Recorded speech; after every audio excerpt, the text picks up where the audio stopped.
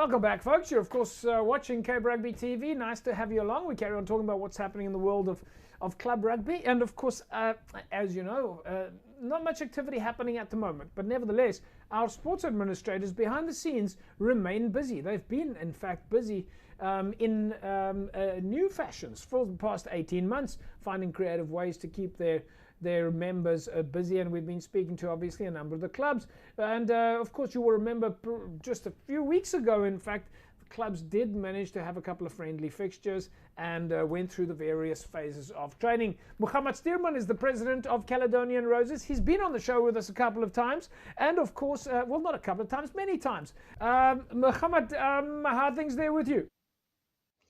Hi JP, very well, thank you. Just hanging in there with this COVID period, having many repercussions over our heads, but yeah, we're hanging on. So you would have heard me there in the intro. Let's backtrack a few months. It was a few months ago, of course, since we last, or a few weeks, few months, we lose track of when we last spoke. But we did go through those phases. We went through the return to training phases where you were able to do non-contact training, and then 4 weeks of some form of contact training. How was that to get the players back on the field and see them at practice? Well, JP, that was exciting times. I can really attest to the fact that the guys really loved being or missed being on the field itself. That 4 weeks of non-contact, went so fast. The guys couldn't get enough of that, obviously. But then the main thing was to be in contact with one another, having that contact, because rugby is obviously a contact sport. And the following 4 weeks after that was, as exciting. We saw the numbers growing from the first week we had about 26 people or 26 players on the field. The second week that grew to 40 players, and the numbers just increased on a weekly basis. In the last 4 weeks of contact training, I think we had something like 100 players on the field. In that first phase, and you had 24 players on the field, was there a time in your mind that you thought, are they coming back? Yes, definitely. Look, there was a lot of players that has also left the club in that period, because we went over to new systems from the Western Province side, and we had to sort of like start registering the players. And when you made contact with those players that has left, you obviously at the back of your mind saying, are we ever going to get to the numbers that we had prior to the COVID period itself? But your systems kicked in, your WhatsApp messages and WhatsApp to say come. It just came straight back. So you ended up with in excess of 100 players back at Calais. Exactly. That was good, because the numbers, you could see that there was definitely an interest in rugby itself, and there was an increase of those players that wanted to make contact. And this was just not your seniors, it was also from your juniors perspective, because we allowed our under-19s to be on the field as well during that 8-week period, which was also a good thing to see, that the numbers in terms of your juniors is also increasing from that aspect. Yeah. But the one thing that was standing out for me was the fact that the word of mouth obviously got around. The fact that we've made use of our WhatsApp messages to the teams itself. Yeah. We created groups where we basically said that these are the people that belongs in certain areas of the age groups itself, and where they will find themselves. And that is how we try to communicate with them, on a weekly basis. Word of mouth obviously is your best communicator in terms of you telling your friend, look here, the Calais is back at training. You need to be on the Bring field your boots. as well. We're going to practice tonight. Exactly. That was very interesting, and that obviously made the numbers grow as well, which we were happy about that. Of course, behind the scenes, I mean, none of this stuff just happens by accident. Behind the scenes, you have to be administratively active all the time. And even though there's no fixtures or practice at the moment, you guys still have been very active behind the scenes. You're talking about management structures who are talking to each other and WhatsApp groups. All this takes time. Yes, definitely. Look, remember that even though the season has been postponed throughout this COVID period, there's constantly been communication between the Western Province offices, the clubs itself, where clubs were talking to each other, finding out exactly what they can do in order to improve what is happening on their club side. Administratively, obviously that every player needs to be registered, needs to have a player's card, and all of those things takes time to sort of like get into place. Not only that, remember that the club has also grown. So you're going to need new things to be brought into the club structures. We, from our side, made sure that we had to order our socks, we had to order new tracksuits, we had to order new playing gear and things like that.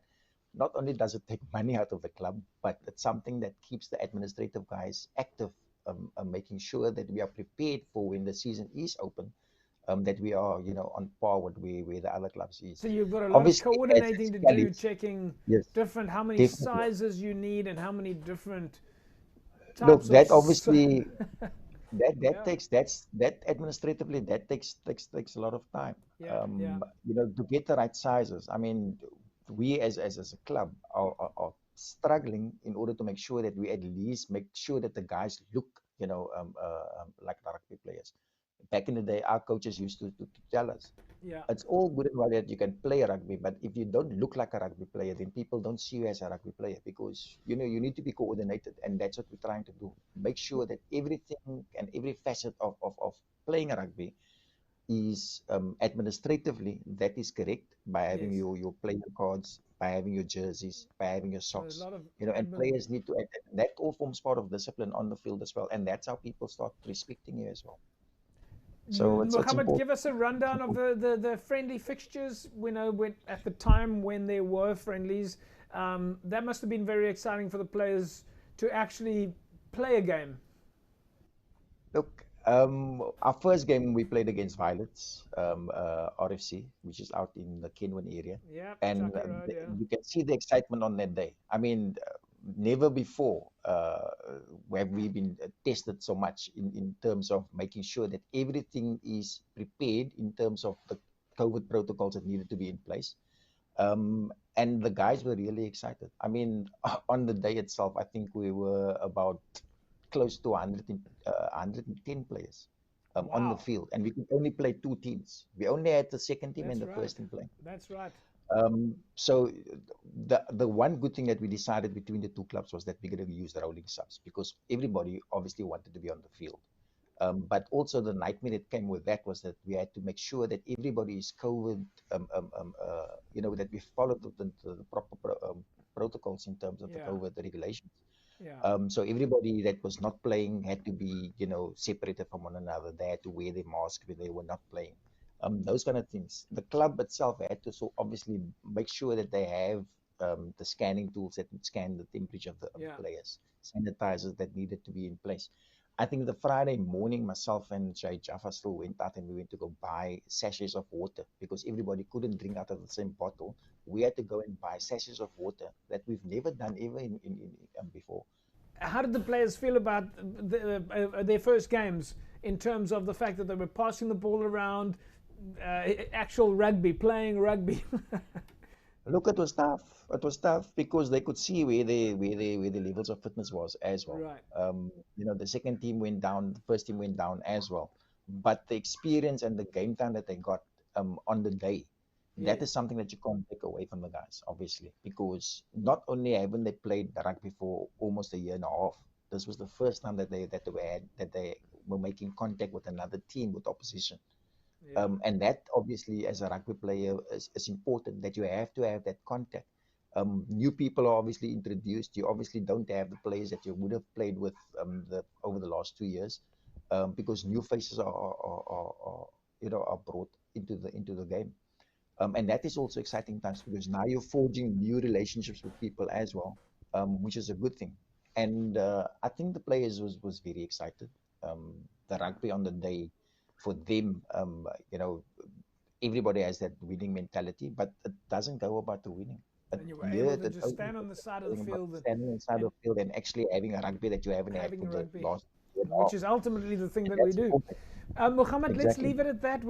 We have to wrap it up. I want to just ask you, on a final note, you're our last segment on the show this evening. Is there a shout out, a quick shout out, not necessarily, but let's say a word of encouragement that you have for people out there, and maybe even a message of safety in terms of protocol? I mean, COVID. Look, JP, definitely, to all our players, first of all, not only Caledonian Rugby, Football Club, but to all the players in the fraternity, in the rugby fraternity. Guys, rugby will always be there, but losing a life, is definitely something that we have to look at. And rugby cannot replace a life, ever. So for this period, we have to just adhere to whatever protocols is in place. We have to adhere to exactly what is coming from not only SARU, but Western Province Rugby Football Union as well. We need to keep safe. We need to keep everybody safe. And just look out after yourselves. And do whatever preparations that you need to do in order to make sure that we come through this this pandemic, with our heads up high, knowing that we have made sure that we catered for the life of everybody out there. Rugby, like I said, will always be there, but having a mate and having a friend standing next to you on the rugby field is much better than not having him there. So keep safe, keep your family safe, and just look after yourselves.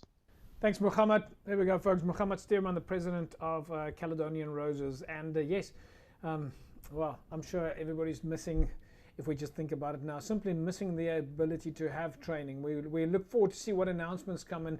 And echoing the words then of Moegamat, I will also go on to say, folks, if you are out there right now, please remember that you must follow all of the health and safety protocols. This is very important. We're all in this together. And remember to wear your mask, wash your hands, practice social distancing, and wear your mask. And just a reminder again, when you wear that mask, please wear it in the correct manner. Wear the mask over your mouth and over your nose. The mask must cover your mouth and your nose. This is very important. We're all in this together. And we'll say to all of you out there, please stay safe. We'll see you again next week, same time, same place. Have a fantastic rugby weekend. Bye-bye.